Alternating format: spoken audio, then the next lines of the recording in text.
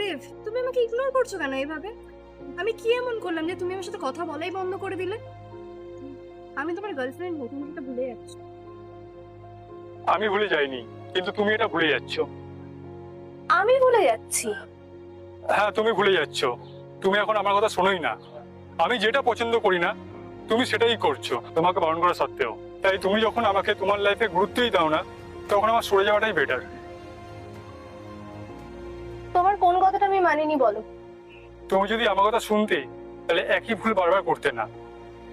আমি তোমাকে ভালোবাসি, সেই জন্যই তোমাকে বারবার এগুলো বলি। আর এগুলো তোমার প্রতি আমার কেয়ার ছিল।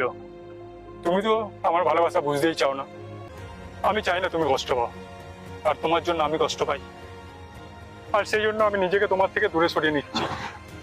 কারণ যে বুঝতে চায় না, তাকে বুঝিয়ে লাভ নেই। তুমি তোমার লাইফে তোমার মতো যা খুশি করো, আমি আর তোমায় কোনো কিছুতে আটকাবো না।